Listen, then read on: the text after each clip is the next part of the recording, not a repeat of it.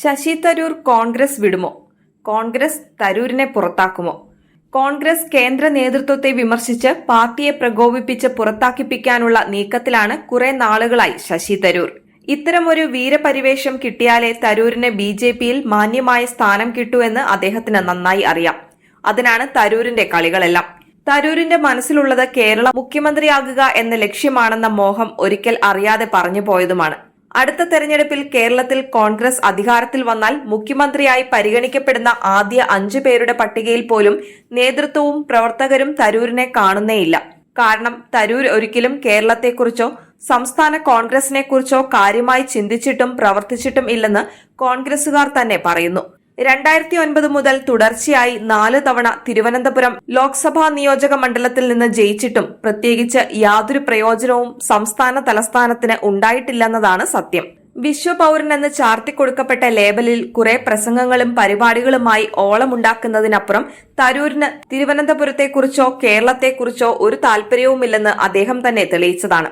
വിഴിഞ്ഞം തുറമുഖ വിഷയത്തിൽ കേന്ദ്ര സംസ്ഥാന സർക്കാരുകൾ സ്വീകരിച്ച ജനദ്രോഹ നിലപാടുകളുടെ പേരിൽ തീരദേശത്തെ ജനവികാരം ബിജെപിക്കും ഇടതുപക്ഷത്തിനും എതിരായപ്പോൾ കോൺഗ്രസിന് അനുകൂലമായതെന്നത് ഒഴിച്ചാൽ തരൂരിന്റെ നേട്ടമായി എടുത്തു പറയാനാകില്ല.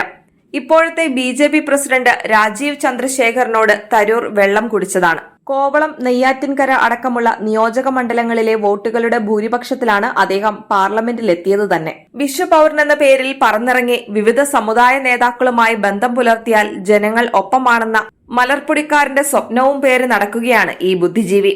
സ്വന്തം ബുദ്ധി കൊണ്ട് കേരള മുഖ്യമന്ത്രിയാകാമെന്ന് അദ്ദേഹം വ്യാമോഹിക്കുന്നു. അതിന് ഇടം കിട്ടുന്നത് എവിടെയാണോ അതാണ് തരൂരിന്റെ പാർട്ടിയും നയവും നിലപാടും. അധികാരമോഹം തലയ്ക്ക് പിടിച്ച തരൂരിന് ബിജെപിയിൽ നിന്ന് ചില ഓഫറുകൾ ലഭിച്ചെന്ന അഭ്യൂഹം കുറെ നാളുകളായി പ്രചരിക്കുന്നു. എന്നാൽ കോൺഗ്രസിൽ നിന്ന് ബിജെപിയിലേക്ക് എത്തുമ്പോൾ ഒരു പറ്റം നേതാക്കളും അണികളും ഒപ്പമുണ്ടാകണമെന്ന് ബിജെപിക്കും തരൂരിനും ആഗ്രഹവും നിർബന്ധവുമുണ്ട്. തരൂരിനെ അറിയാവുന്ന ഒരു കോൺഗ്രസ് നേതാവ് പോലും അദ്ദേഹത്തിന് ഒപ്പം പോയില്ല. കാരണം അത്രമാത്രം സ്വാർത്ഥനായ ഒരാളെ വിശ്വസിച്ച് എങ്ങനെ ഒപ്പം കൂടുമെന്നാണ് തരൂരിനൊപ്പം നിൽക്കുന്ന ചിലർ രഹസ്യമായി ചോദിക്കുന്നത്. ദേശാടന പക്ഷിയായ തരൂർ തിരുവനന്തപുരത്തെ ഒരു വിഷയത്തിലും ഇടപെടാതെ സൂത്രത്തിൽ അങ്ങ് പോവുകയാണ്. ഇത് എല്ലാ രാഷ്ട്രീയ പാർട്ടി നേതാക്കൾക്കും അറിയാം.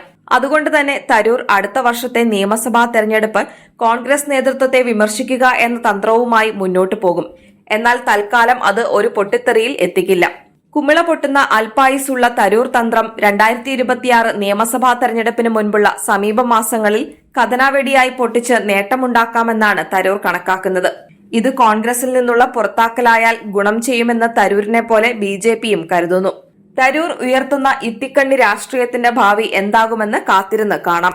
ഇക്കണക്കിന് പോയാൽ വിശ്വപൗരൻ തിരുവനന്തപുരത്ത് ഒരു കോലമായി മാറുന്ന കാലം അകലെയല്ല.